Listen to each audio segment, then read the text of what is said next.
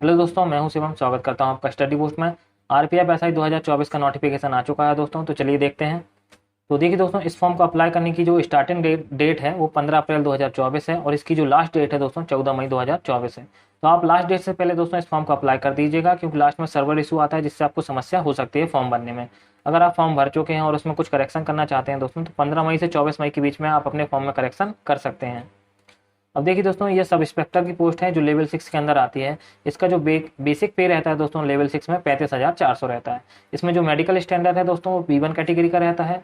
Age limit की बात करें दोस्तों, 1 जुलाई 2024 तक मिनिमम एज आपकी 20 साल होनी चाहिए और मैक्सिमम एज 28 साल होनी चाहिए। टोटल वैकेंसी की बात करें दोस्तों तो 452 वैकेंसी है। और मिनिमम एजुकेशन क्वालिफिकेशन की बात करें तो आपको ग्रेजुएट होना चाहिए दोस्तों, आपके पास किसी भी ग्रेजुएशन की डिग्री होनी चाहिए, तो आप यह फॉर्म अप्लाई कर सकते हैं दोस्तों। अब देखिए दोस्तों, 452 वैकेंसी में मेल कैंडिडेट के लिए दोस्तों 384 वैकेंसी है, फीमेल के लिए 68 वैकेंसी है। कैटेगरी के अनुसार देखें दोस्तों तो यूआर कैटेगरी के लिए 157 वैकेंसी, एससी के लिए 57, एसटी 28, ओबीसी के लिए 104, ईडब्ल्यूएस के लिए 38 वैकेंसी है। तो टोटल मेल कैंडिडेट के लिए 384 वैकेंसी। और फीमेल कैंडिडेट की बात करें कैटेगरी के अनुसार दोस्तों तो यूआर कैटेगरी के लिए 28 है, एससी के लिए 10, एसटी को 5, ओबीसी को 18 और ईडब्ल्यूएस के लिए 7 वैकेंसी हैं दोस्तों। टोटल 68 वैकेंसी हैं दोस्तों फीमेल कैंडिडेट के लिए दोस्तों। और जो 452 वैकेंसी हैं दोस्तों उसमें से 10% वैकेंसी एक्स सर्विसमैन के लिए रिजर्व रखी गई हैं, जो कि 45 हैं दोस्तों। अब देखिए दोस्तों, एज लिमिट की बात करें दोस्तों तो पहले जो नोटिफिकेशन आते थे उसमें मिनिमम एज 20 साल रहती थी और मैक्सिमम एज 25 साल रहती थी। लेकिन कोविड-19 के कारण दोस्तों यह नोटिफिकेशन बहुत ही लेट आया है। इस कारण से इस नोटिफिकेशन में 3 वर्ष की एक्स्ट्रा आयु में छूट दी गई है। इस बार के नोटिफिकेशन में जो मिनिमम एज है दोस्तों वो 20 साल है और मैक्सिमम एज 28 साल है। अब देखिए दोस्तों, एज रिलैक्सेशन की बात करें दोस्तों तो कैटेगरी के अनुसार अलग अलग आपको एज रिलैक्सेशन मिलता है। अगर आप एससी या एसटी कैटेगरी से आते हैं दोस्तों तो आपको 5 वर्ष की आयु में छूट मिलेगी। ओबीसी कैटेगरी से आते हैं दोस्तों तो आपको 3 वर्ष की आयु में छूट मिलेगी। अगर आप एक्स सर्विसमैन हैं दोस्तों और आपकी कैटेगरी यूआर या ईडब्ल्यूएस है तो आपको 3 वर्ष की छूट मिल जाती है। ओबीसी से हैं दोस्तों तो आपको 6 वर्ष की छूट। एससी या एसटी कैटेगरी से आते हैं दोस्तों तो आपको 8 वर्ष की छूट मिलेगी। और फीमेल कैंडिडेट हैं दोस्तों जो विडो हैं या डाइवोर्स्ड हैं, अगर वो यूआर कैटेगरी या ईडब्ल्यूएस कैटेगरी से आते हैं तो 2 वर्ष की छूट है दोस्तों। अगर ओबीसी कैटेगरी से हैं दोस्तों तो आपको 5 वर्ष की छूट है दोस्तों। एससी या एसटी कैटेगरी से आते हैं दोस्तों तो आपको 7 वर्ष की छूट मिलेगी। अब देखिए दोस्तों, डेट ऑफ बर्थ के अनुसार समझते हैं कौन यह फॉर्म अप्लाई कर सकता है और कौन यह फॉर्म अप्लाई नहीं कर सकता है। तो देखिए दोस्तों, इस नोटिफिकेशन में मिनिमम एज जो है 20 वर्ष है और मैक्सिमम एज 28 वर्ष मांगी गई है। अगर आप यूआर कैटेगरी और ईडब्ल्यूएस कैटेगरी से आते हैं दोस्तों, अगर आपका डेट ऑफ बर्थ 2 जुलाई 1996 से पहले का है तो आप यह फॉर्म अप्लाई नहीं कर सकते हैं, क्योंकि दोस्तों 1 जुलाई 2024 तक आपकी जो एज रहेगी दोस्तों वो 28 साल से ज़्यादा हो जाएगी, अगर आपकी डेट ऑफ बर्थ 2 जुलाई 1996 से पहले की है। इसी तरह अगर आप ओबीसी कैटेगरी से आते हैं दोस्तों और आपकी डेट ऑफ बर्थ 2 जुलाई 1993 से पहले की है तो आप यह फॉर्म अप्लाई नहीं कर सकते हैं। इसी तरह एससी या एसटी कैटेगरी के कैंडिडेट हैं दोस्तों आप, और आपकी डेट ऑफ बर्थ 2 जुलाई 1991 की पहले की है तो आप यह फॉर्म अप्लाई नहीं कर सकते। अगर मिनिमम एज की बात करें दोस्तों, अगर आपकी डेट ऑफ बर्थ 1 जुलाई 2004 के बाद की है दोस्तों तो आप यह फॉर्म अप्लाई नहीं कर सकते, क्योंकि 1 जुलाई 2024 को आपकी एज 20 साल से कम रहेगी, तो यह फॉर्म आप अप्लाई नहीं कर सकते दोस्तों। अब देखिए दोस्तों, एग्जाम फीस की बात करें दोस्तों, अगर आप यूआर कैटेगरी या ओबीसी कैटेगरी से आते हैं दोस्तों तो आपको एग्जाम फीस 500 रुपये रहेगी। और आप SC, ST, ex serviceman, female, minority या इकोनॉमिकल बैकवर्ड क्लास या ईबीसी कैंडिडेट हैं दोस्तों तो आपकी जो फीस रहेगी 250 रुपये रहेगी, जो कि आप एग्जाम देंगे। एग्जाम के बाद दोस्तों अगर आप यूआर या ओबीसी कैटेगरी से हैं तो 400 रुपये आपके बैंक खाते में रिटर्न आ जाएगा। अगर आप SC, ST, ex serviceman, female candidate, minority या ईबीसी कैंडिडेट हैं दोस्तों तो बैंक चार्जेस कटने के बाद जो भी फीस रहेगी दोस्तों वो आपके बैंक अकाउंट में रिटर्न आ जाएगी, अगर आप पेपर देते हैं। अगर आप पेपर नहीं देते हैं दोस्तों तो यह फीस आपके रिटर्न खाते में नहीं आएगी। एग्जाम की बात करें दोस्तों तो इसका जो एग्जाम रहेगा कंप्यूटर बेस्ड टेस्ट रहेगा, जिसे सीबीटी टेस्ट कहते हैं दोस्तों। ये 90 मिनट का पेपर रहेगा दोस्तों और टोटल 120 क्वेश्चन रहेंगे। हर एक क्वेश्चन 1 अंक का होगा दोस्तों, तो 120 क्वेश्चन 120 अंक के रहेंगे दोस्तों। आपका जो पेपर रहेगा टोटल 120 अंकों का रहेगा। अगर आप इसमें नेगेटिव मार्किंग रहेगी दोस्तों, अगर आप किसी भी प्रश्न का गलत उत्तर देते हैं दोस्तों तो आपका एक प्रश्न का गलत उत्तर देने पर दोस्तों आपका 1/3 नेगेटिव मार्किंग कम कर लिया जाएगा। इसका मतलब ये है दोस्तों, अगर आप 3 प्रश्नों के गलत उत्तर देते हैं दोस्तों तो आपके जो भी सही प्रश्न रहेंगे और आपका जो भी स्कोर रहेगा उसमें से 1 अंक आपका माइनस कर दिया जाएगा दोस्तों।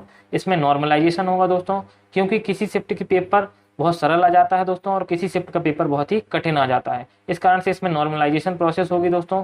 मिनिमम पास परसेंटेज की बात करें दोस्तों, कैटेगरी के अनुसार यूआर, ईडब्ल्यू और ओबीसी के लिए आपको मिनिमम 35% अंक लाने होंगे दोस्तों, और एससी और एसटी के लिए मिनिमम 30% अंक लाने होंगे दोस्तों।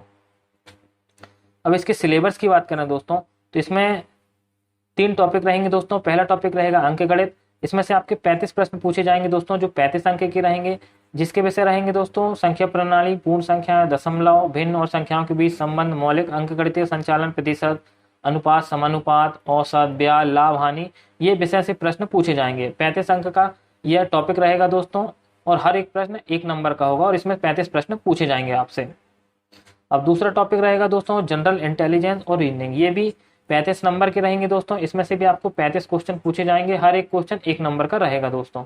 तो ये जो सब्जेक्ट रहेंगे दोस्तों जिनसे ये क्वेश्चन आएंगे, एनालॉजी, समानताएं, अंतर, स्थानिक दृश्य, स्थानिक अभिन्यास, समस्या समाधान, विश्लेषण, ये सभी विषयों से आपके प्रश्न पूछे जाएंगे दोस्तों। इसे रीजनिंग कहते हैं दोस्तों। इसमें आपसे 35 प्रश्न पूछे जाएंगे, जो हर एक प्रश्न 1 नंबर का होगा। अब देखिए दोस्तों, जो तीसरा सेक्शन रहेगा वो सामान्य जागरूकता का रहेगा दोस्तों। इससे आपको 50 प्रश्न पूछे जाएंगे दोस्तों, जो 50 अंक के रहेंगे। अब इन प्रश्नों में दोस्तों आपको किस तरह से प्रश्न पूछे जाएंगे, देखिए इसमें आपको भारतीय इतिहास, कला, संस्कृति, भूगोल, अर्थशास्त्र, सामान्य राजनीति, भारतीय विज्ञान, खेल से संबंधित, सामान्य विज्ञान और करंट अफेयर से संबंधित प्रश्न पूछे जाएंगे दोस्तों। अब देखिए दोस्तों, फिजिकल एफिशिएंसी टेस्ट की बात करते हैं। तो जो भी कैंडिडेट पास होंगे दोस्तों, उसमें से 10 गुना कैंडिडेट को फिजिकल के लिए बुलाया जाएगा। इसमें देखिए दोस्तों, फिजिकल में क्या होगा, आपकी रनिंग होगी, लॉन्ग जंप होगी और हाई जंप होगी। अब देखिए, जो मेल कैंडिडेट रहेंगे दोस्तों, उन्हें 1600 मीटर की रनिंग को 6 मिनट 30 सेकंड में पूरा करना होगा, और जो फीमेल कैंडिडेट रहेंगे दोस्तों, उन्हें 800 मीटर की रनिंग को 4 मिनट में पूरा करना होगा। रनिंग के लिए दोस्तों आपको सिर्फ 1 चांस मिलेगा। अब लॉन्ग जंप की बात करें दोस्तों, तो मेल कैंडिडेट को 12 फीट की लॉन्ग जंप करनी है, और फीमेल कैंडिडेट को 9 फीट की लॉन्ग जंप करनी है। इसके लिए भी आपको 2 चांस मिलेंगे। हाई जंप की बात करें दोस्तों, तो मेल कैंडिडेट के लिए 3 फीट 9 इंच है, और फीमेल कैंडिडेट के लिए 3 फीट है। इसके लिए भी आपको 2 चांस मिलेंगे। अगर आप फिजिकल टेस्ट पास करते हैं दोस्तों, फिर आपका फिजिकल मेजरमेंट टेस्ट होगा। अब देखिए दोस्तों, इसमें आपकी हाइट और चेस्ट को मापा जाएगा कैटेगरी के अनुसार। देखिए, अगर आप यूआर, ईडब्ल्यूएस या ओबीसी कैटेगरी से आते हैं दोस्तों, और मेल कैंडिडेट हैं, तो आपकी जो मिनिमम हाइट 165 सेंटीमीटर होनी चाहिए। फीमेल कैंडिडेट हैं दोस्तों, तो आपकी मिनिमम हाइट 157 सेंटीमीटर होनी चाहिए। एससी कैटेगरी या एसटी कैटेगरी से आते हैं दोस्तों, तो मिनिमम हाइट जो है आपकी मेल कैंडिडेट के लिए 160 सेंटीमीटर होनी चाहिए दोस्तों, और फीमेल कैंडिडेट है तो आपकी 152 सेंटीमीटर मिनिमम हाइट होनी चाहिए।